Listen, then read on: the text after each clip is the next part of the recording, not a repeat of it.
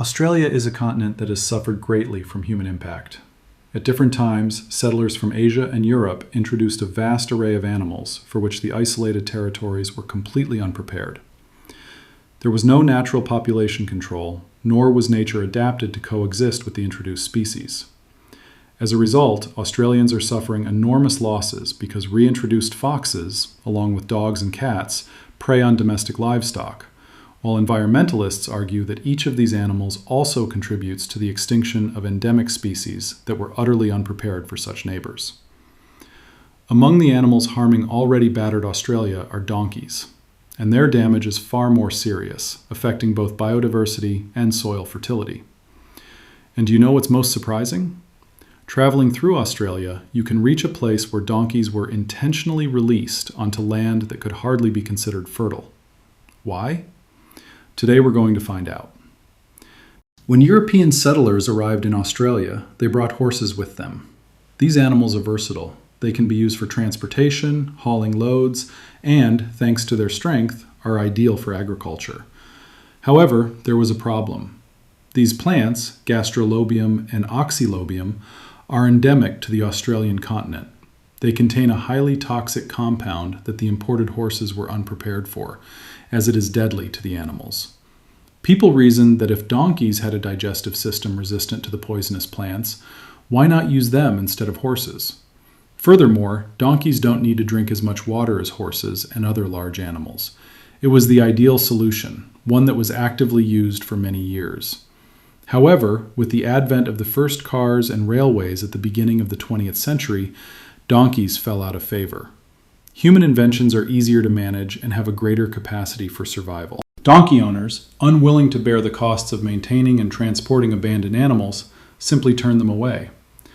Wild donkeys ventured into the wild and quickly adapted to the harsh conditions of Central and Western Australia.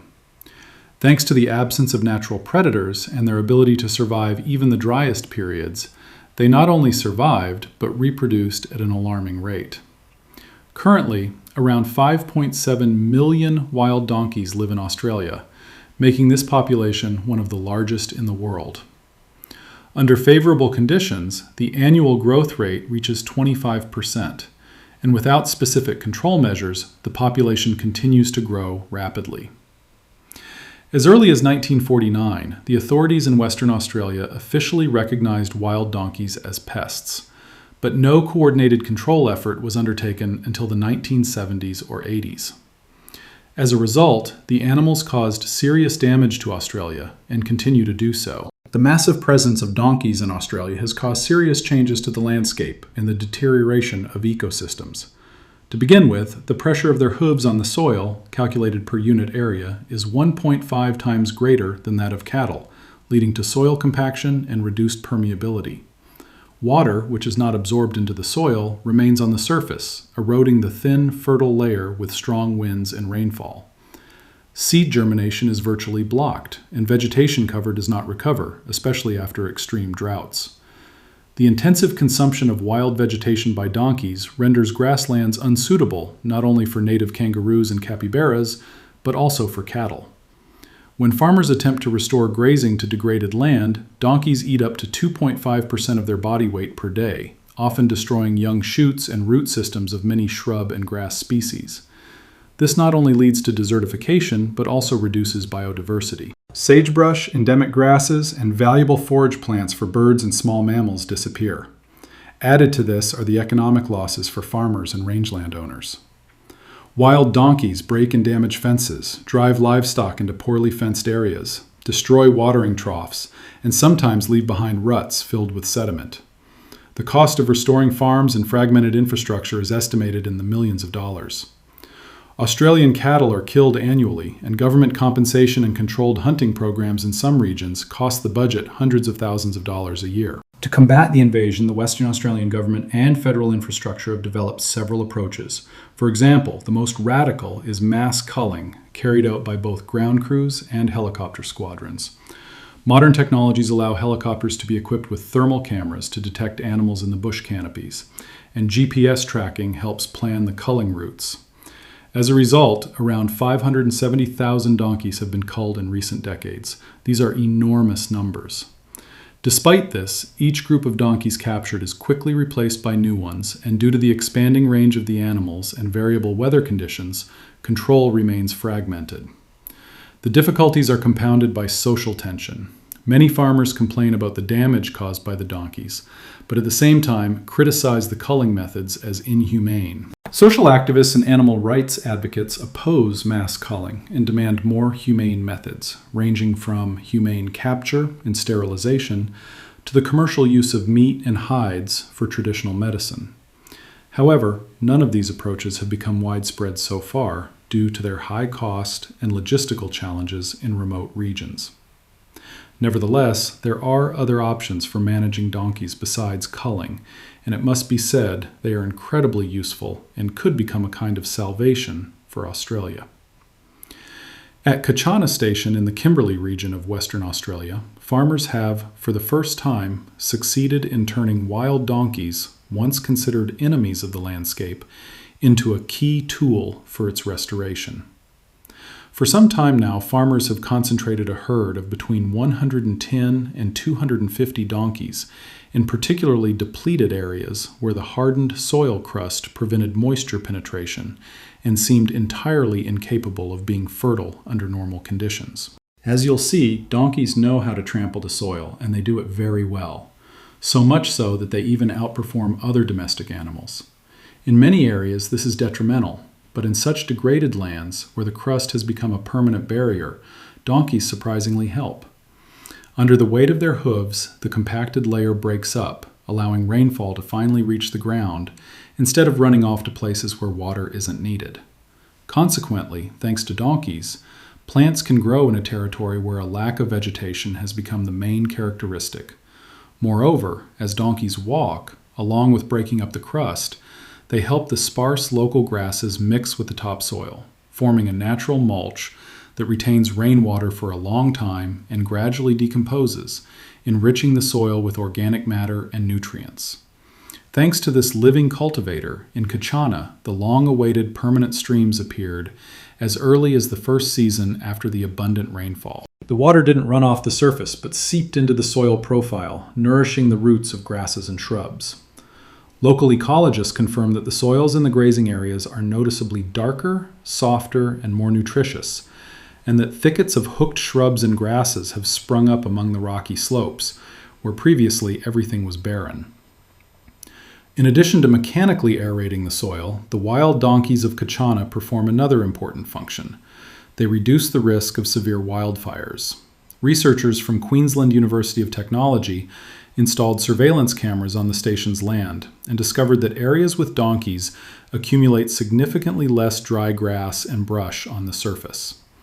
The donkeys cut it with their hooves and eat it, creating natural barriers against the spread of the soil. This qualitatively differentiates the area from the neighboring wastelands, where, without animals, the dry brush quickly forms a continuous, living wick. Furthermore, the effect of the donkey's dung was observed at the station. Donkey manure, as is always the case with herbivores, is a natural product that can be considered a fertilizer. Imagine, we have degraded soil. Then a donkey that has eaten abundantly walks over it. From them comes manure, which contains precisely what plants need: nitrogen, phosphorus, potassium, and other elements. Each of these elements complements the others, and individually they are what make plants grow healthy. Wild donkeys are also plant dispersers. These animals eat a wide variety of plant foods, such as grass, legume seeds, and small shrubs, and many seeds pass through their digestive tract virtually intact.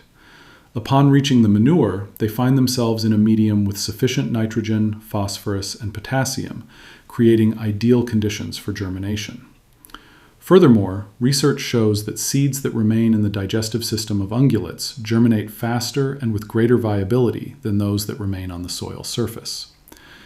It's worth mentioning that donkey dung piles act like garden beds. Each one is a concentrated source of nutrients, where seeds are protected from birds and temperature fluctuations, and as the manure decomposes, the surrounding soil becomes looser and more moist. These are ideal conditions for young root systems. And if, for example, plants with sticky or spiny coverings grow in the area, seed dispersal becomes even easier. The seeds adhere to the donkey's hides and are then transported tens of kilometers from their place of origin, ensuring the expansion of the distribution area and genetic exchange between isolated populations. What do you think about the information that donkeys can be the cause of water appearing in a given territory, allowing other animals to survive? Yes, they are capable of this, but let's take it one step at a time.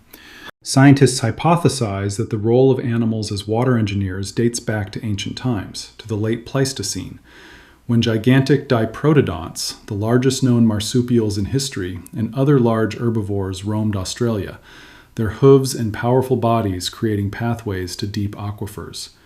These wells, along with natural erosion, created scarce but vital water sources around which small mammals, birds, and reptiles congregated. By analogy, modern researchers describe elephants in Africa and Asia as master well-dug architects, excavating wells in dry riverbeds to obtain groundwater for themselves and hundreds of other species. Beneath the debris and dense clay sediments, donkeys dig a channel through the layers of soil, resulting, researchers say, in wells 1.5 to 2 meters deep. And within days, kangaroos, wombats, and various birds flock to these wells to quench their thirst at the height of the dry season. Surveillance cameras record that without these wells, many species would be without access to water for months. Alongside the water holes, donkeys create what are known as donkey baths, which are shallow, barely noticeable depressions in the white sand and mud, where these animals clean themselves with stones or simply wallow in the dust. When it rains, these depressions collect up to 30 millimeters of precipitation, retaining water longer than the surrounding soil and becoming a veritable living reservoir. Young vegetation sprouts on the edges of these pools. Furthermore, as mentioned earlier, donkeys can carry seeds that will readily germinate in a place with sufficient moisture, and their dung will be a stimulant in conditions where plants lack sufficient nutrients to grow. And of course, these depressions, like the water holes, are a source of water for many other animals that struggle to find this precious resource in the arid conditions of Australia's vast regions. These two mechanisms, deep trampling and the accumulation of water in donkey baths, together form a whole network of local water reservoirs. During prolonged droughts, water slowly filters from donkey watering holes into the adjacent soil layers, nourishing the roots of shrubs and grasses. Subsequent rainfall collects in depressions, creating mini reservoirs. As a result, stable oases can form on arid hillsides. Low-lying shrub thickets may appear around the watering holes and holes, and the biodiversity of microorganisms and small invertebrates increases considerably. Thus, wild donkeys are a rare example of the recovery of extinct megafauna functions.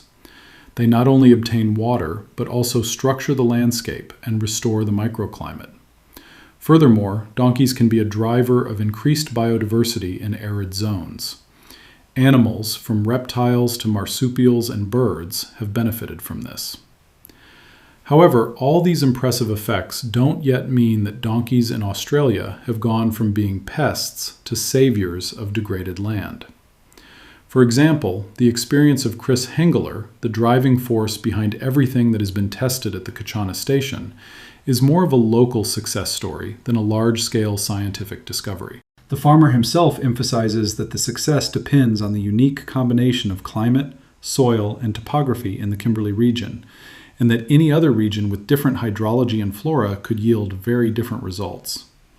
Moreover, Hengeler's methods require constant monitoring. Donkey grazing must be strictly confined to designated areas. Otherwise, the risks of overgrazing and degradation can easily reappear. To turn this compelling rural story into a real land restoration tool, a series of controlled studies in different climate zones are needed, along with the collection of multi-year data on rainfall and vegetation dynamics and the development of clear protocols for herd management. It's also worth mentioning that the situation of wild donkeys in Australia is unlikely to change drastically. Currently, a large number of these animals roam the continent unchecked, negatively impacting areas that don't require disturbing the topsoil or creating pits or donkey baths. This isn't going to change. You can't simply relocate all the donkeys to specific areas, so culling will continue. However, looking ahead, if the positive impact of donkeys is studied more thoroughly, support can be found among the authorities in degraded areas and the necessary permits obtained. The emergence of programs in which at least some of these harmful animals are used to transform many arid and infertile areas of Australia cannot be ruled out. Farmers across the continent, from the vast grasslands of New South Wales to the most remote regions, actively use donkeys as reliable guard animals, effectively protecting their flocks of sheep, goats, and even calves. From whom? Well, it wasn't just horses and donkeys that were imported to Australia. One of the main enemies of any flock of sheep, goats, or cattle is dogs. The first dogs to set foot on the continent were the ancestors of dingoes, which arrived with Asian seafarers between 4,000 and 8,000 years ago. These animals became feral, adapted perfectly, and occupied the niche of the top predator. With the arrival of Europeans in 1788, the second wave began. The settlers brought domestic breeds to meet a wide variety of needs. Over time, many of them escaped or were abandoned, interbreeding with the dingoes. Today, these dogs have spread across almost the entire continent, running rampant and with a strong desire to attack any flock of sheep or goats. Another threat to any flock is foxes. Yes, they didn't appear on the continent on their own either. These animals were brought by British settlers in the mid-19th century primarily for sport hunting to recreate the traditions of their homeland on a distant continent. However, with no natural predators and abundant, easily accessible prey, the foxes multiplied rapidly, leading to a predictable outcome. In a very short time, around 80% of mainland Australia came under the control of these red-haired predators. Today, their population is estimated at approximately 1.7 million, although some estimates reach as high as 7.2 million. These predators are present in almost every habitat, except for the far tropical north and some islands. Generally, they are found wherever there is prey, which can include domestic animals such as sheep and goats. So, how do donkeys cope with these toothy predators? They actively pursue their enemies, using their powerful hooves and terrifying whinny to send even the bravest dogs or foxes fleeing. There are numerous documented stories of a single donkey successfully defending an entire flock, preventing attacks that could have resulted in devastating losses for the farmer. A key aspect of donkeys' success as guardian animals is their ability to form strong social bonds. When a donkey joins a flock at a young age, it integrates quickly, perceiving the sheep, goats, or calves as part of its own family. This strong sense of belonging and attachment motivates the donkey to instinctively protect its flock from any perceived threat. It becomes not just a guardian, but an indispensable member of the flock, whose constant presence and vigilance ensure round-the-clock protection. Furthermore, unlike specially trained guard dogs, which require a considerable investment in training and veterinary care, donkeys are far less demanding. They also boast an enviable lifespan, living up to 20 years and in some cases even 30, making them a profitable long-term investment. Furthermore, their adaptability to harsh Australian conditions allows them to graze on coarse vegetation, significantly reducing maintenance costs and making them ideal animals for extensive, often arid, rangelands. Success stories of donkeys as livestock protectors continue to accumulate across Australia. For example, on a farm in New South Wales, well-socialized young donkeys introduced into a flock of sheep began effectively deterring predators with sharp whinnies and hoofbeats within just a few weeks. Following this, the farm owner observed a consistent positive effect.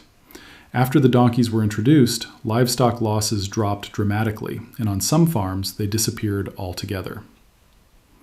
In the Hunter Valley, farmers who had long suffered from attacks by wild dogs also decided to test the effectiveness of donkeys in practice. On one farm, just 2 donkeys from a wild animal rehabilitation program began to be used as flock guardians, and indeed they proved effective. Within a few months, not a single sheep was harmed by predators. Another striking example is a farm in the Kooran area of Queensland, where initially 2 donkeys were used to protect a herd of calves. In the last year, the number of these protectors has increased to several dozen.